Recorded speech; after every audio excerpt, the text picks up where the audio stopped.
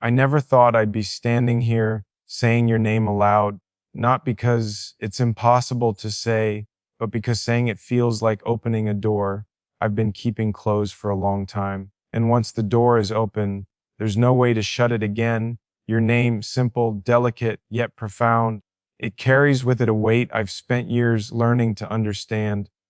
Every time I thought of it, I realized it wasn't just a sound. It was a reflection of a person, everything we were, of everything we were, and everything I hope we can still become. I've always believed that love is simple, but the truth, it's not simple. Love is a commitment. Love is courage. Love is quiet work, done in the corners of life where no one notices. It's choosing someone when the world tells you not to. It's trusting someone when your heart is broken. It's standing still when every part of you wants to run. And yet, in all its simplicity, love is fragile. It can break in silence, crumble in the absence of understanding. But it can also heal, patiently, gently, like the tide smoothing rough stones on the shore. Saying your name now, it's a promise. Not a promise to be perfect, because I'm not. Not a promise to never hurt you, because it has a way of challenging even the best intentions, but a promise to try, to grow, to respect you deeply, to honor the trust we've built or are building one small moment at a time. I'm learning that real love isn't loud. It doesn't demand attention. It doesn't need fireworks to feel alive. Real love, it listens. It waves. It asks nothing but presence, patience, and sincerity. And today, as I speak your name for the first time in this way, I am choosing presence. I am choosing honesty. I am choosing us. I want to start by saying something simple, yet profoundly important. Love is not a feeling. At least, not only a feeling. People often speak of love as if it's a wave that carries you effortlessly, as if falling in love is the entirety of it. But that's not the whole truth. Falling in love is the easy part. Staying in love, that is where everything real begins. Love, the kind that matters, is a decision. Not a one-time choice, but a daily one. It's choosing someone when they're easy to love. And it's choosing them when they're not. Choosing someone when life is quiet and predictable, and choosing them when life is messy, uncertain, and full of challenge. Commitment is this choice, repeated countless times without fanfare, without applause. And let me be honest with you, commitment is not glamorous. It is not loud or cinematic in the way movies make it seem. The truth is, most days, it's small. It's patience in the middle of frustration. It's listening when you'd rather walk away. It's showing up when showing up feels inconvenient or uncomfortable. It's the uncelebrated, quiet moments that make love. Love is about passion, about excitement. Passion is fleeting. Excitement fades.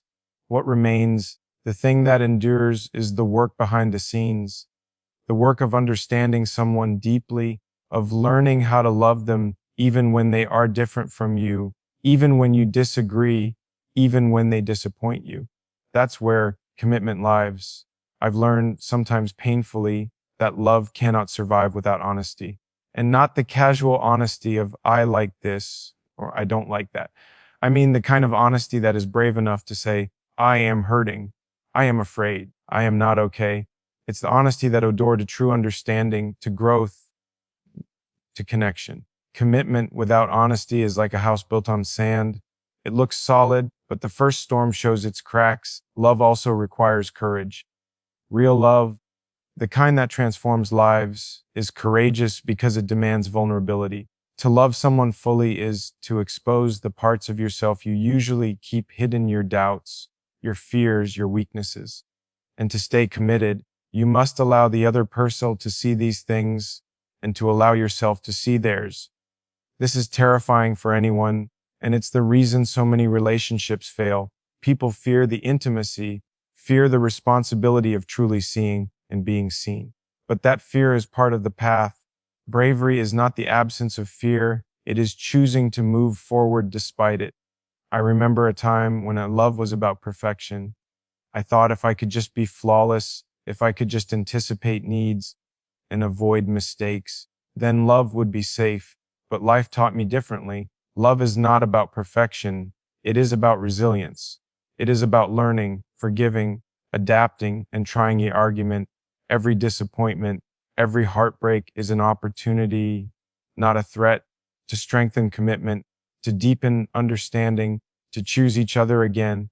And here is something the world rarely tells you: commitment is not a cage. It is not restriction. It is freedom. Freedom to grow, freedom to trust, freedom to be your authentic self, knowing someone has chosen you every day, not because you are perfect, but because you are real. Commitment does not bind in chains, it anchors you. It gives you roots from which both people can grow together without fear of being blown away by life's storms. But let's not romanticize struggle either. Love is work, yes, but it is not a constant battlefield. The struggle comes not from the love itself, but from the ways we resist it. We resist by holding grudges. We resist by expecting the other to change instead of asking ourselves to grow. We resist by fearing vulnerability, fearing failure, fearing rejection. And the truth is, the person you love is not your enemy. Life is not your enemy. The challenges you face together are teachers, guiding you toward patience, compassion, and understanding. I have learned that love is not about giving what you want.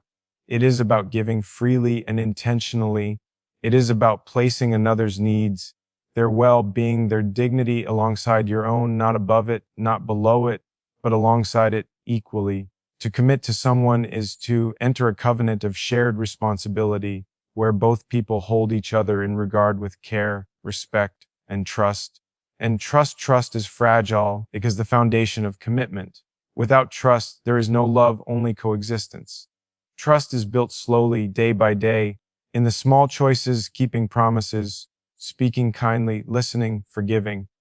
Trust can be shattered in a single careless moment, and rebuilding it requires patience, humility, and consistency. It is a slow art, but it is the heart of real commitment. I have made mistakes in love, many mistakes. I have hurt people I cared about deeply, sometimes without realizing it. And I have been hurt, too, by those who failed to understand the depth of my own intentions. But each mistake, each heartbreak has been a lesson. They taught me that commitment is not easy, but it is worth it. That love without effort is fleeting. That the cost of giving up on someone you care for is far greater than the cost of staying and trying, even when it is difficult. Love also teaches patience. It is never about instant gratification or immediate resolution. People grow at different speeds. People heal in different ways. People make choices that can feel inexplicable. But if you are committed, you allow space for growth. You allow space for mistakes. You allow space for life to unfold while still being present and available for the person you care about. Patience is not passive, it is active love in its most selfless form. And yet, love is not blind. Commitment does not mean tolerating harm. Real love requires wisdom, discernment, and courage to walk away when the relationship becomes destructive. Choosing someone daily is different from clinging to them blindly. True commitment knows the difference between patience and enabling, between love and fear. I also want to speak about the quiet power of consistency. Love is not proven in grand gestures. It is proven in the small things, repeated without expectation of recognition. A kind word in the middle of a hard day, listening when the other is silent, holding someone's hand even when words fail, being there without judgment, without performance, without the need for acknowledgement. These moments, quiet, ordinary, almost invisible, are where love's roots grow deepest. One of the hardest truths I've learned is that love is not about possession. You cannot own someone. You cannot control their feelings, their actions, their growth. Love is about reverence. It is about holding someone with care, honor, and respect. Commitment is not chains. It is the choice to honor and value someone as they are, while also choosing to grow together. And growth is perhaps the most beautiful and the most challenging aspect of love. Love requires that both people evolve, that both people confront their fears, their shadows, their pain, that they support each other, not as a crutch, but as a mirror reflecting truth and possibility. Love is not static. It cannot be maintained by comfort alone. It is a living, breathing thing, and it requires attention, nurture, and honesty to thrive. Sometimes people ask me, how do you know it's love? And I've learned there is no single answer, no grand revelation.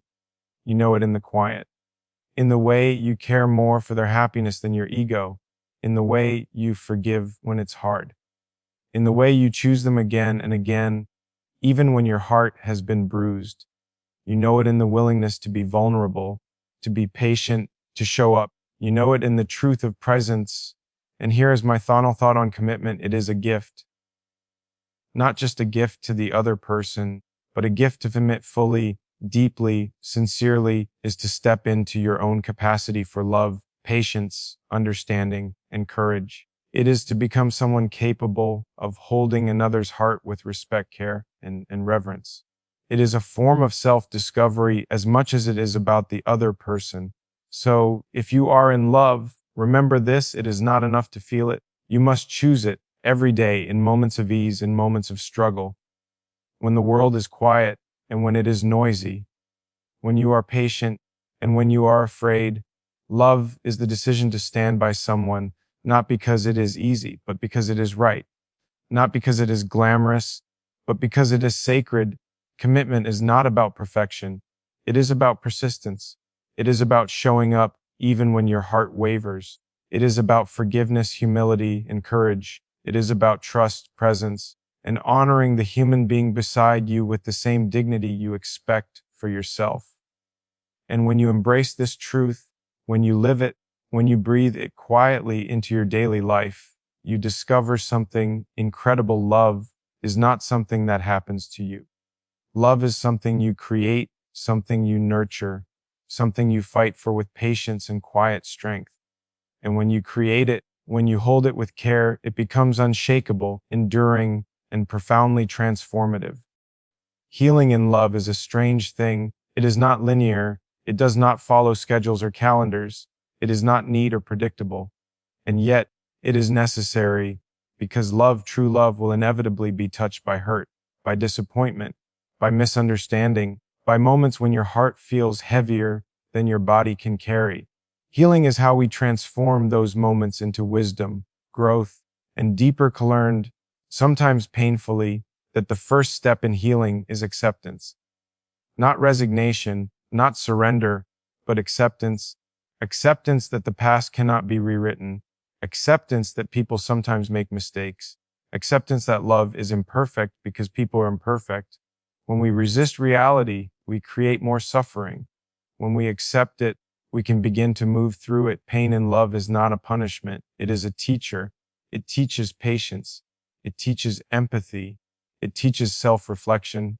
When someone we care about hurts us, we have a choice. We can respond with resentment, or we can respond with understanding. We can build walls, or we can build bridges. The difference lies in our willingness to heal, to forgive, and to choose love again. Forgiveness is perhaps the hardest part of love. People imagine it as a simple act. I forgive you, and that's it. But real forgiveness is more complex. It is not forgetting.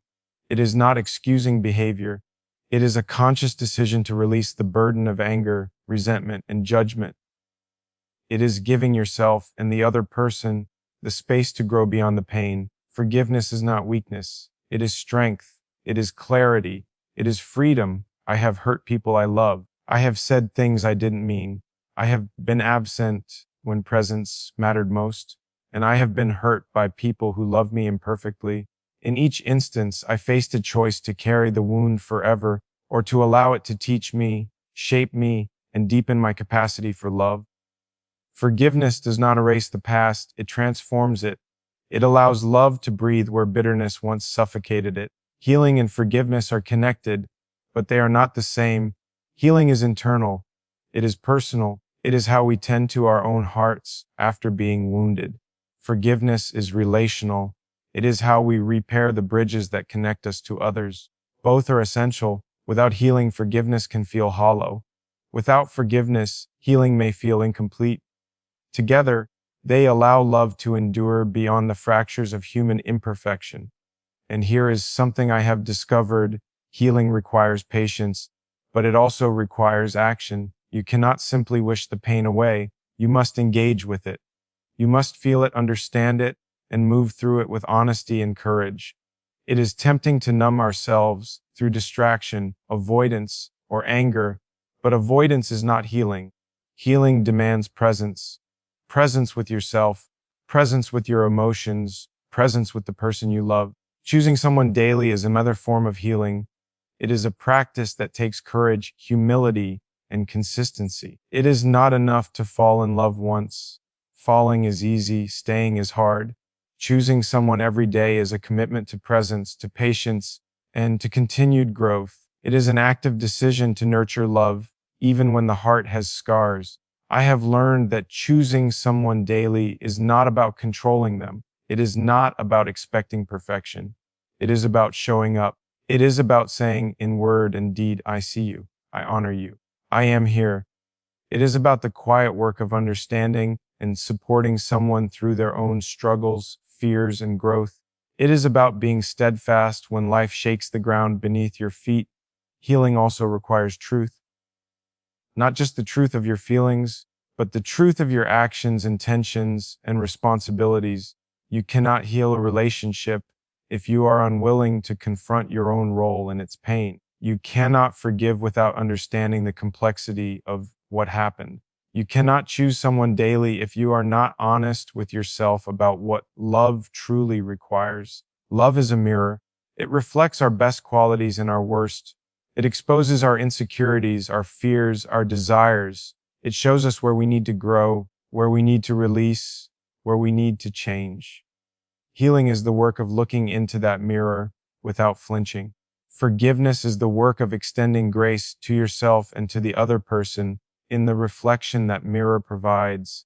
And sometimes healing requires space. It requires stepping back, observing without judgment, and allowing emotions to settle naturally. This does not mean abandoning love. It means respecting the process of growth and understanding. Space can clarify the mind, open the heart, and prepare it to re-engage with commitment more fully. Choosing someone daily also involves empathy. It involves seeing the world through their eyes, understanding their fears, their past, their vulnerabilities. It is not about losing yourself in them, but about joining them in life's journey with respect and awareness. Empathy strengthens bonds. It prevents resentment. It nurtures trust, and it transforms the ordinary moments of life into opportunities for connection. I have also learned that forgiveness is not always easy, especially when the pain runs deep. Sometimes it feels impossible. Sometimes the heart refuses. And yet, even in those moments, the smallest act of letting go, the smallest choice to release anger or blame, can create ripples that transform a relationship over time.